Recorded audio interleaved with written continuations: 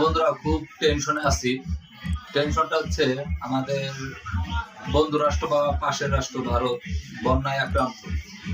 তো বন্যায় আক্রান্ত তার জন্য অনেক খুশি আমরা, কারণ তারা উত্তরাখণ্ডে এবং মহারাষ্ট্রে যেভাবে মুসলমানদের উপরে বিভিন্ন ধরনের অত্যাচার এবং তাদের যে এলাকা ছাড়া করে, তো তাদের জন্য এটা কিন্তু প্রাপ্য। তো আপনাদের সামনে আমি একটা আমাদের বাংলাদেশি নিউজের একটা ভিডিও শো করব।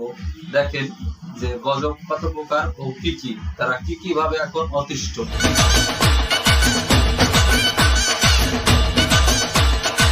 তো বিপদ নিয়ে ট্রোল করাটা ভালো না। তো হ্যালো বন্ধুরা, আমি আছি আপনাদের সাথে। তো আপনাদের আজকে এই বিষয়টা নিয়ে আলোচনা করে দিতেছি যে কি অবস্থা, এটা ভালো এই জিনিসটা কি আমরা মিন করি যে গজব তাদের উপরে আসছে, তো ভালো কিনা খারাপ সেটা আমি আপনাদের সাথে একটু মত বিনিময় করব।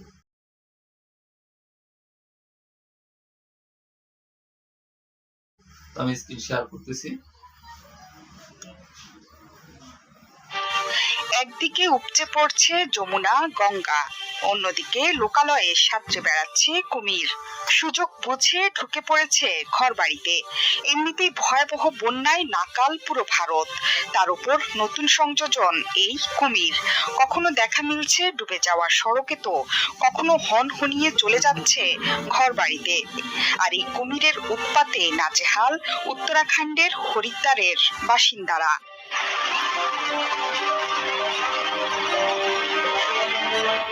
নদীর পানি না কমা পর্যন্ত কুমিরের সাথেই করতে হবে বসবাস। এছাড়া তো কোনো উপায়ন্ত নেই সাধারণ মানুষের।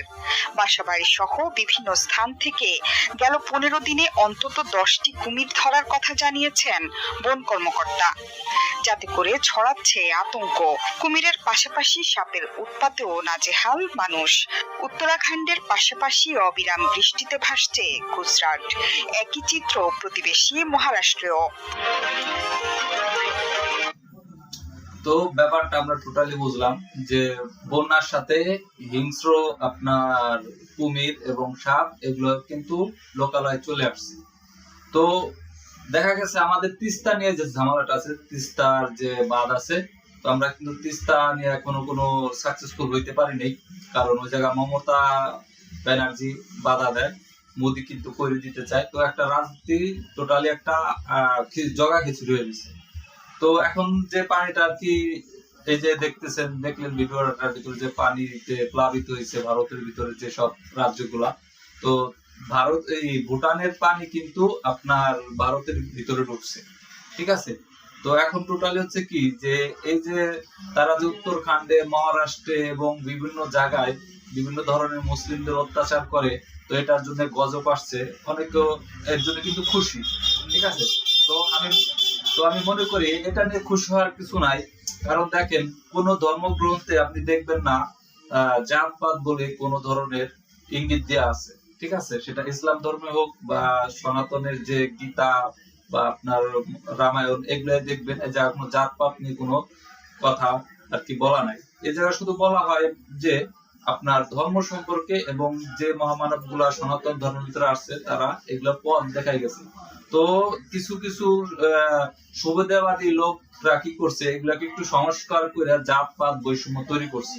তো যাই হোক, আমি একটা কথা বলতে চাই, এটা অবশ্যই সৃষ্টিকর্তার একটা মানে গজব, কিন্তু এটা সাধারণ মানুষ যখন কোন অন্যায় অত্যাচারের বিরুদ্ধে আর কি লড়াই করা বন্ধ করে, তখন কিন্তু ভালো মন্দ সবারই কিন্তু মানে ধনী গরিব সবারই কিন্তু প্রাকৃতিক দুর্যোগ বলেন, আল্লাহর সৃষ্টি বলেন বা সৃষ্টিকর্তার বা ঐশ্বরিক সমস্ত দিক দিয়ে টোটালি একটা কথা, আপনি যখন কোনো অন্যায় প্রতিবাদ করা বন্ধ রাখবেন, তখনই আপনার বিপর্যয় পৃথিবীতে বারবার আসছে, ঠিক আছে। আমরা জানি যে নূহ আলাইহিস সালামের সময় প্লাবন তৈরি করছে, সারা পৃথিবী পানির নিচে ডুবাই রাখছে। এরকম অনেক নিদর্শন আছে এখন, যেগুলো আর কি বিরল প্রজাতির বা বিরল ভাবে স্থাপনা হয়ে আছে মানুষের কাছে ইতিহাস হিসাবে, আর এটা সৃষ্টিকর্তাই রাখছে। তো আজকে এই পর্যন্তই। ভালো থাকবেন, সুস্থ থাকবেন। টোটালি যারা বন্যায় আক্রান্ত তাদের জন্য আমরা খুব মানে মনের থেকে দোয়া করি যে তারা জানি তাদের পুনরাবস্থায় চলে যাওয়া যাক। আর সবাইকে অবশ্যই অত্যাচারের বিরুদ্ধে থাকতে হবে, না হলে প্রাকৃতিক দুর্যোগ আর সৃষ্টিকর্তার দুর্যোগ একই জিনিস বারবার সবার ফেস করতে হবে।